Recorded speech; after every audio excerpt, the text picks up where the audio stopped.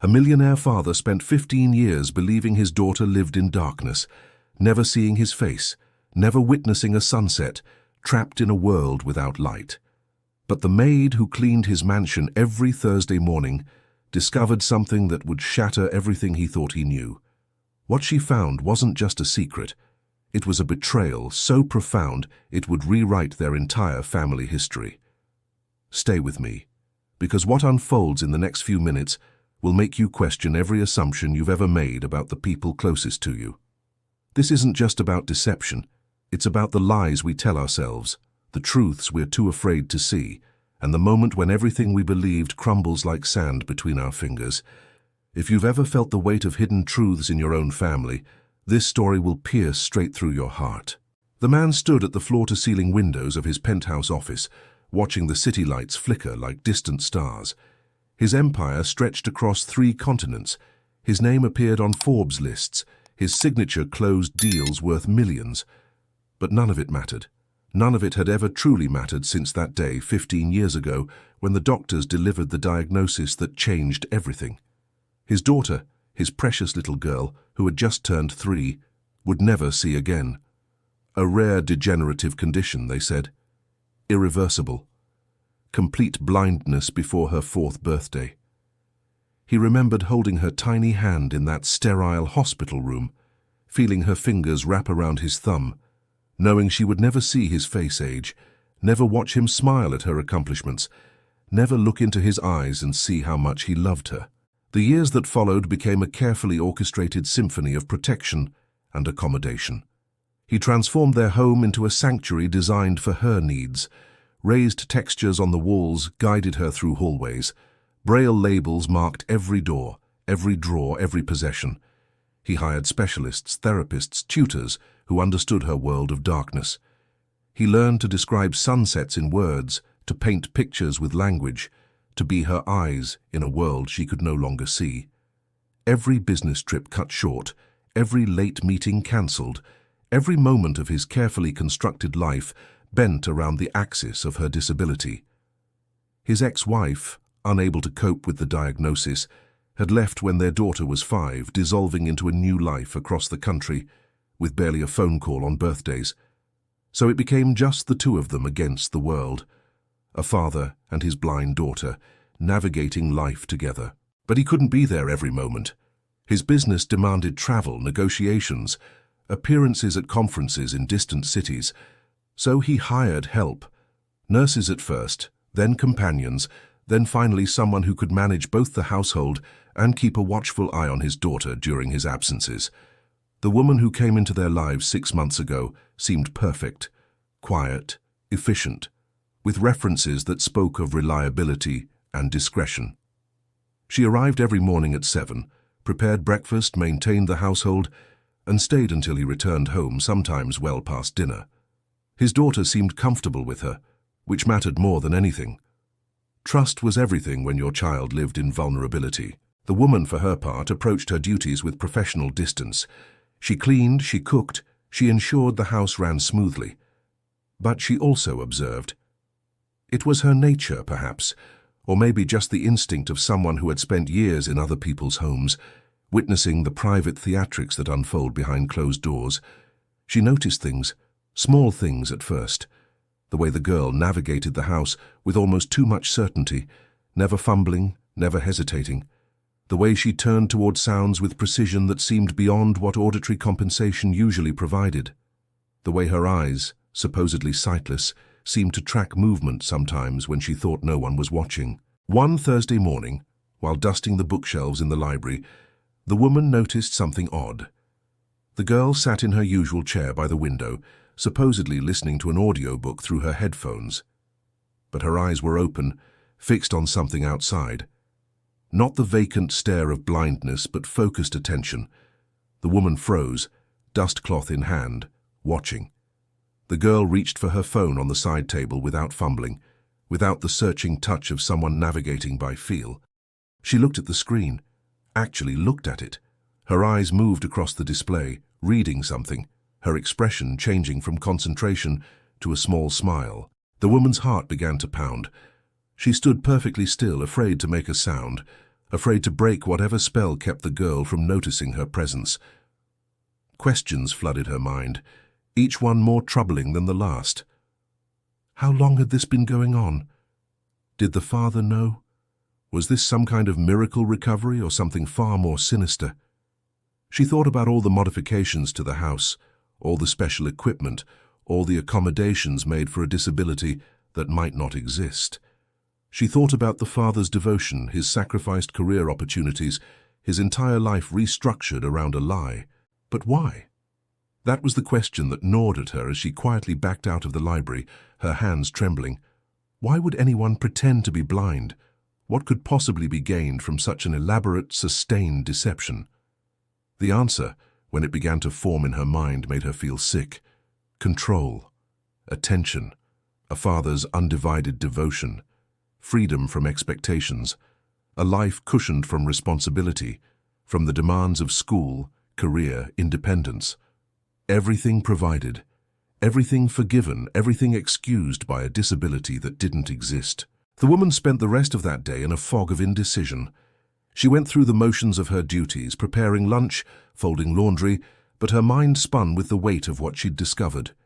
Should she confront the girl directly? Should she tell the father? Should she gather more evidence first to be absolutely certain? By the time he came home that evening, briefcase in hand, tie loosened from a long day of meetings, she had made her decision. But she needed to be sure. Absolutely certain. Because what she was about to do would destroy everything this family had built, would shatter a father's reality, would expose a deception so profound that recovery might be impossible. Over the next week, she watched more carefully. She created small tests, subtle experiments that wouldn't raise suspicion. She left objects in unexpected places, moved furniture slightly, changed the position of items the girl used daily. And every time, without fail, the girl navigated perfectly. No stumbling, no confusion, no fumbling in darkness. She saw the girl reading magazines when she thought she was alone, watching television with her headphones positioned to look like she was just listening, even using her phone to text friends with the kind of speed that required seeing the screen. The evidence became undeniable. This wasn't a miracle, this wasn't a gradual recovery. This was a performance, a role played with Oscar-worthy dedication for 15 years. But the question remained, why? And more importantly, what would happen when the truth finally came to light? Would it bring liberation or destruction? Would it heal or devastate? The woman knew she stood at a crossroads, holding information that would change lives forever, and the weight of that knowledge felt heavier than anything she'd ever carried before. The woman lay awake that night in her small apartment across town, staring at the ceiling as car lights swept across the walls in rhythmic patterns. Sleep felt impossible. Every time she closed her eyes, she saw the girl's face, those supposedly blind eyes tracking movement with perfect clarity. And then she saw the father's face, worn with years of worry and sacrifice, completely unaware that his devotion fed a lie. The moral weight pressed against her chest like a stone. Some secrets, once revealed, can never be taken back. Some truths, once spoken, detonate everything in their blast radius. She thought about her own father, who had worked 3 jobs to keep her in school, who had believed in her even when she stumbled, who had never asked for anything but honesty in return. What would he have done if he discovered she had deceived him for 15 years? The thought alone made her stomach turn. By morning she had made her decision. She would gather irrefutable evidence, create a situation where the truth revealed itself naturally, undeniably. Because if she was going to shatter a man's world, she needed to be absolutely certain, and she needed proof that couldn't be explained away or denied. She arrived at the mansion at her usual time, 7 o'clock sharp, letting herself in with the key he had entrusted to her. The house stood silent in the early morning light, that peculiar stillness that belongs to wealth, where even the air seems expensive. She prepared breakfast as always, the familiar routine of coffee brewing, eggs whisking, toast popping. But her mind worked through a plan, testing variables, considering approaches.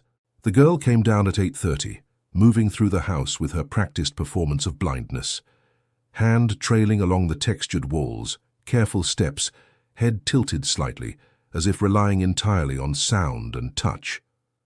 The woman watched her navigate to the kitchen table, pull out her chair, sit with the kind of precision that came from sight, not memory. They exchanged morning pleasantries, the girl pleasant but distant, as she always was. The woman set breakfast before her, watching as she located her fork and knife with barely a moment's hesitation. Perfect aim, perfect placement. Everything that blindness would make uncertain, she executed with flawless accuracy. That afternoon, while the girl was supposedly napping in her room, the woman made her move. She entered the bedroom quietly, phone in hand, and what she recorded in the next 10 minutes would be enough to prove everything. The girl sat at her desk, not resting at all, scrolling through social media on her laptop, her eyes moving rapidly across the screen, her fingers typing responses to comments. The woman captured it all, the concentrated expression, the way she leaned closer to read something, the smile that crossed her face at a funny post. Then the girl did something that made the woman's breath catch. She stood, walked to her closet, and pulled out a box from the top shelf. Inside were photographs, dozens of them. Pictures of herself at parties, at restaurants, at concerts, pictures that could only have been taken by someone who could see to pose, to smile at the camera, to know where to look. The woman's hands trembled as she recorded. This wasn't just occasional sight. This was a complete double life. The girl had been living normally, experiencing everything, seeing everything, while maintaining the elaborate facade of blindness at home. The cruelty of it hit the woman like a physical blow. All those years the father had described sunsets to her in words, not knowing she had seen hundreds of them herself. All those modified textbooks in Braille, sitting unused while she read normal books on her phone.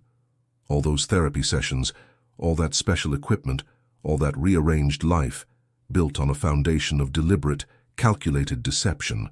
The woman left the room as quietly as she had entered, her heart pounding so hard she thought it might break through her ribs. She went downstairs, sat at the kitchen table, and watched the video 3 times to be certain. Then she texted the father, asking if they could speak privately when he returned home that evening. Something important had come up regarding his daughter. She kept the message vague, professional, but marked it urgent. His response came within minutes. He would be home by 6. They could talk in his study. The hours until his arrival stretched like taffy, each minute longer than the last. The woman went through her duties mechanically, preparing dinner, tidying rooms, all while her mind rehearsed what she would say, how she would say it. How do you tell someone that the central tragedy of their life never existed? How do you explain that the child they've protected and accommodated and restructured their entire existence around has been manipulating them for 15 years? There was no gentle way, no kind approach. This was a bomb, and it could only explode. The girl came down for dinner, and they ate together in the dining room. The woman barely tasting her food, the girl chatting pleasantly about her day, about the audiobook she had been listening to, about her upcoming appointment with her orientation and mobility specialist. Every word felt like another layer of deception, another brick in the wall of lies.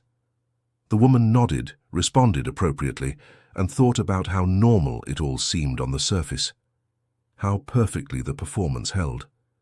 What kind of person could sustain this for 15 years? What kind of psychology enabled such profound, continuous deception?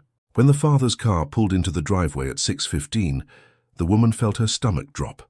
The girl brightened at the sound, as she always did, calling out a greeting as he entered through the front door.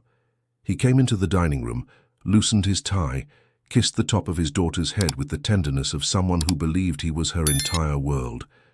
The love in that gesture almost broke the woman's resolve. Almost. But she thought about justice, about truth, about the fact that love built on lies isn't really love at all. It's something else. Something that might look like love but corrodes from within. After dinner, after the girl had gone upstairs to her room, the father led the woman to his study. Dark wood paneling, leather chairs, shelves lined with business journals, and books about adaptive technology for the blind. He gestured for her to sit, concern evident in his expression. She had been nothing but reliable for 6 months. If she said something was urgent, he believed her. That trust made what came next even harder. She took a breath, steadied herself, and said the words that would change everything. "There's something about your daughter you need to see. She's not blind. She's been pretending this entire time, and I have proof." The color drained from his face. He stared at her as if she had spoken in a foreign language, his brain unable to process the information. "That's impossible," he said, his voice barely a whisper. "I've seen the medical reports, the specialists, the tests. She's been blind since she was 3 years old." The woman pulled out her phone, hands steady now despite everything, and played the video.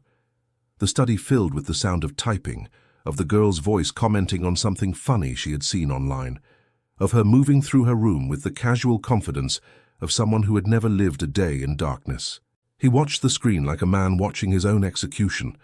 His face went through a series of transformations: disbelief, confusion, recognition, and finally something that looked like his soul cracking in half. When the video ended, silence filled the room like floodwater, deep, suffocating, complete. He played it again, then a third time, as if repetition might change what it showed, might make it mean something different. But the truth remained unchanged. His daughter could see, had always been able to see. Everything he had believed, everything he had built his life around, was a lie. Sharing these stories of hidden truths isn't easy, but if you feel the weight of these concealed realities, subscribe and join us. Your like can spread awareness, and your comment can share an experience that touches another soul. Because sometimes the hardest truths are the ones hidden in plain sight, in the faces of those we love most, behind performances we never thought to question. The father sat motionless for what felt like hours, but was probably only minutes. The phone still in his hand, the video frozen on the image of his daughter's face, her eyes clear and focused, seeing everything. The woman watched him process the impossible, watched the architecture of his reality collapse one belief at a time. She had expected anger, outrage, perhaps denial. But what she saw instead was something far more devastating. A kind of quiet disintegration, as if he were a building whose foundation had been removed and was now falling inward on itself in slow motion. Finally he spoke, his voice hoarse and unfamiliar even to himself. "How long have you known?" she told him. 1 week. 7 days of watching, testing, confirming, because she needed to be absolutely certain before she brought him this information. 7 days of carrying a secret that grew heavier with each passing hour. He set the phone down on the desk with exaggerated care, as if it might shatter, as if the whole world might shatter if he moved too quickly. Then he asked the question she had been dreading. Why would she do this? What could she possibly gain? And the woman had no answer, because how do you explain the psychology of deception that profound, that sustained? She offered theories, possibilities. Perhaps it started as a child's desperate bid for attention after her mother left, and then became impossible to undo. Perhaps the special treatment, the constant devotion, the life without expectations, became too comfortable to abandon. Perhaps she was trapped in a lie that grew bigger than herself, snowballing year after year until the truth became unreachable. Or perhaps, and this was the darkest possibility, she simply enjoyed the power it gave her, the control over another person's entire existence. The father stood abruptly, his chair scraping against the hardwood floor with a sound like a scream. He paced to the window, hands pressed against the glass, as if he might fall through it, as if gravity itself had become unreliable. The woman could see his reflection, the way his face had aged 10 years in 10 minutes, the way his shoulders curved inward as if protecting a wound. He asked, without turning around, if she had told anyone else. She shook her head, then realized he couldn't see her and said no aloud. This information belonged to him first. What he did with it was his choice. But she wanted him to know that she would support whatever decision he made, would testify if needed, would provide any documentation or evidence required. He turned then, and his eyes held a question that went beyond the immediate crisis. Why did you tell me? You could have kept this to yourself, avoided all of this, kept your job, kept your comfortable distance. The woman met his gaze and answered with a truth that came from somewhere deep in her own history, from her own understanding of what honesty costs and what deception destroys. Because you deserve to know the truth about your own life. Because love built on lies isn't really love, And you've been giving everything to someone who's been taking it under false pretenses. Because if it were me, if I were living in a reality that wasn't real, I would want someone to care enough to tell me, no matter how much it hurt." The words hung in the air between them, and something shifted in his expression. Not gratitude exactly, but recognition. The acknowledgement that she had given him something terrible and necessary, like a surgeon cutting away infected tissue to save the patient. He asked her to leave him alone in his study, said he needed time to think, to process, to decide what came next. She nodded and moved toward the door, but his voice stopped her. "Thank you." 2 words that carried the weight of worlds. Thank you for seeing what I couldn't see. Thank you for having the courage I didn't know I needed someone to have. She left him there, surrounded by books about blindness, about adaptive technology, about being the parent of a disabled child, all of it now monuments to a fiction. The woman went home that night, not knowing what the next day would bring. Would he confront his daughter? Would he seek professional help to understand the psychology behind the deception? Would he fall apart completely, unable to reconcile the daughter he thought he knew with the stranger she actually was? Sleep came fitfully, filled with dreams of revelation and collapse, of families fragmenting like glass under pressure. When morning came, she called in sick for the first time since taking the job. She couldn't face that house, that girl, not knowing what conversations might have happened in the night, what truths might have been spoken or left unspoken. But the father called her at noon. His voice sounded different, steadier, as if he had passed through the worst of the storm and emerged into some kind of terrible clarity. He asked her to come to the house at 3 o'clock. He was going to confront his daughter, and he wanted the woman there as a witness, as support, as the one person who knew the full truth. She agreed, though every instinct screamed at her to stay away, to let this family drama unfold without her. But she had started this revelation. She owed it to him to see it through. When she arrived, the house felt different. The air itself seemed charged with anticipation, as if the walls knew something transformative was about to happen. The father met her at the door, and she could see he hadn't slept. His eyes were red-rimmed, his face drawn, but there was a resolution in his posture that hadn't been there before. He had spent the night, he told her, going through everything. Old medical records, therapy notes, school reports. And he had found inconsistencies he had never noticed before, anomalies he had explained away or ignored because he trusted the narrative he had been given. A teacher's note mentioning that his daughter had been seen reading without assistance. A therapist's observation that her spatial awareness seemed unusually advanced. Small cracks in the story that he had plastered over with faith and love, and the assumption that the people he trusted were telling him the truth. He had also done something else in those long midnight hours. He had set up a camera in the living room, hidden, to capture what happened when his daughter thought she was alone. And what he had recorded confirmed everything.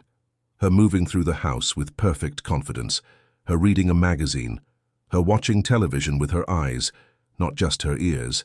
15 years of performance, captured in 2 hours of footage. The evidence was now overwhelming, undeniable, a mountain of proof that could not be explained away or rationalized. They waited together in his study, the woman and the father like soldiers before a battle neither wanted to fight. At 3:30, they heard the girl come downstairs, heard her call out, asking if anyone was home. The father took a breath that seemed to come from the bottom of his soul and called back that he was in the study and needed to talk to her. The woman's heart hammered as footsteps approached, as the door opened, as the girl entered with her practiced expression of careful navigation, her hand trailing along the doorframe, her eyes ostensibly unseeing. She sat in the chair across from her father's desk, arranged her features into an expression of pleasant attention, and asked what he wanted to talk about. And the father, this man, who had restructured his entire life around her supposed disability, who had sacrificed career opportunities and personal relationships and countless moments of his own life, looked at his daughter and asked a question that cut through 15 years of deception like a blade through silk. "When were you going to tell me you could see?" The silence that followed was absolute, the kind of silence that exists in the moment before an avalanche, when the snow has begun to move but hasn't yet begun to fall. The girl's face went through a rapid series of changes, confusion, alarm, calculation, and then something that looked almost like relief. The mask she had worn for 15 years flickered, wavered, and began to crack. Her carefully maintained performance faltered, and for the first time, the woman saw the real person underneath. Not a blind girl navigating a dark world, but someone who had been trapped in a lie so big it had consumed her entire identity. If you're still watching, if this story has gripped your heart the way it gripped mine when I first heard it, subscribe and stay with us. Your support helps us share these profound truths about family, deception, and the moment when everything changes. Comment below with your thoughts, because I know this story is stirring something in you, something about the secrets we keep and the truths we fear. We're in this together, discovering what happens when the lies finally fall away. The girl stared at her father, and for a long moment neither of them moved. It was as if time itself had stopped, suspended in the space between the question and whatever answer would come. Then something extraordinary happened. Tears began streaming down her face, real and uncontrolled, and her shoulders shook with sobs that seemed to come from a place deeper than any performance could reach. The words tumbled out in broken fragments, between gasps for air, between the kind of crying that sounds like something breaking. "I'm sorry. I'm so sorry. I didn't know how to stop. I didn't know how to tell you. It started so long ago, and then it just kept going and I couldn't find a way out." The woman watched this unraveling and felt something shift in her own chest, because this wasn't the cold manipulator she had imagined. This was someone who had been drowning for 15 years and had finally been given permission to surface. The father sat perfectly still, his face unreadable as his daughter continued to speak through her tears. She told him everything, how it had started when she was 3 years old, not as a deliberate deception, but as a frightened child's response to her mother leaving. The doctors had been running tests for a potential vision problem, nothing serious, but in the chaos of the divorce, in the trauma of abandonment, she had simply stopped responding when they asked her if she could see. She had closed her eyes to the world that had become too painful, and everyone around her had interpreted that withdrawal as blindness. The diagnosis had followed, based on her lack of response, and suddenly everything changed. Her father stopped traveling for work. He stayed home, devoted all his attention to her, structured his entire life around her needs. And for the first time since her mother left, she felt safe. She felt seen, ironically, by pretending she couldn't see. At 4 years old, she told her father she could see again, tried to explain that she had just been sad, just been scared. But by then, the medical infrastructure had been built, the specialists had been consulted, the diagnosis had been documented. Her father, desperate for hope, had taken her to more doctors, who concluded she was experiencing false memories or confusion, that her young brain was creating phantom visions that didn't exist. They assured him that her condition was permanent, irreversible, and that these claims of sight were a normal psychological response to trauma.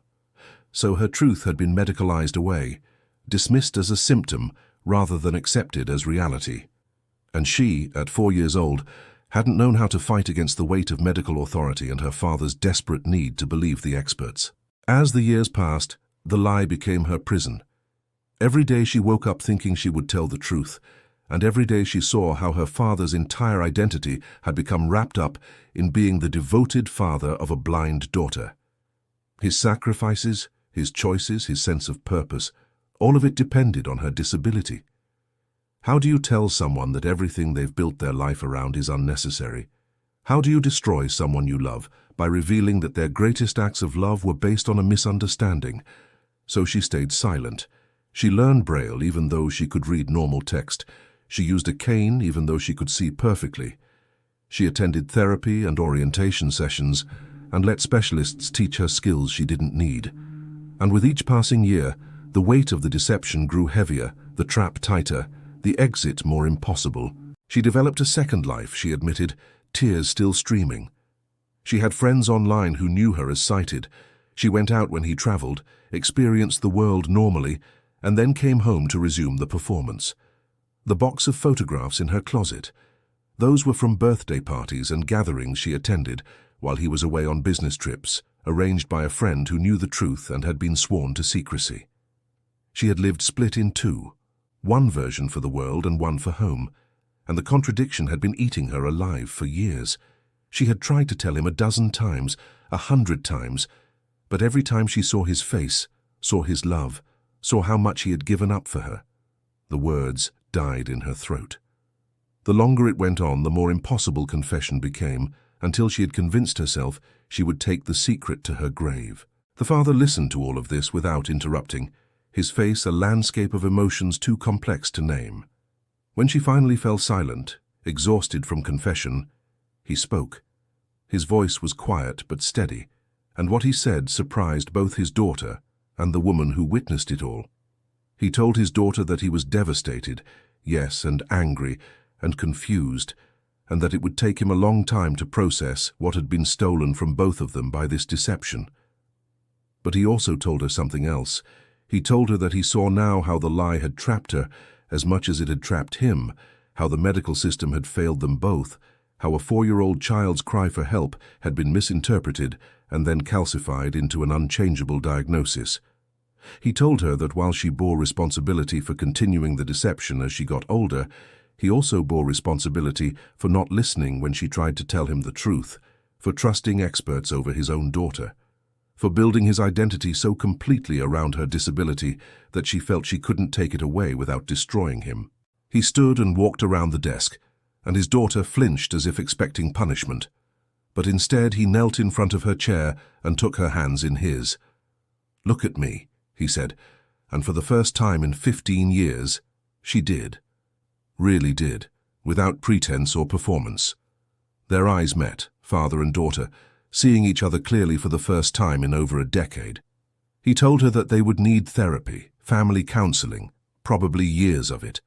That there would be difficult conversations ahead, painful reckonings with what had been lost and what could never be recovered. That trust, once broken this profoundly, would take tremendous work to rebuild. But he also told her that he loved her, not the version of her he thought existed, but the real her, whoever that turned out to be. That they would figure this out together, navigate this new reality together, and find a way forward that was built on truth instead of deception. The woman who had been watching from near the door felt tears on her own cheeks. This wasn't the ending she had imagined when she first discovered the deception. She had pictured rage, rejection, perhaps even legal consequences. But what she witnessed instead was something more complex and more human. A family breaking apart and beginning to reassemble in the same moment. A father choosing love over anger. A daughter finally freed from a prison of her own making. It wasn't a happy ending, not exactly.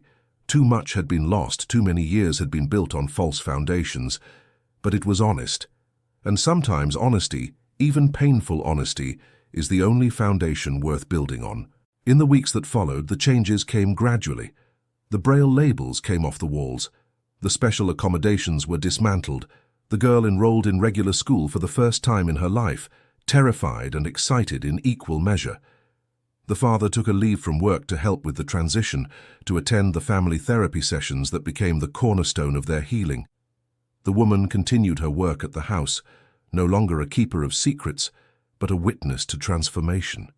She saw the difficulty of it, the awkward moments when old habits surfaced, the times when the father's hurt broke through his attempts at understanding, the times when the daughter's guilt threatened to drown her.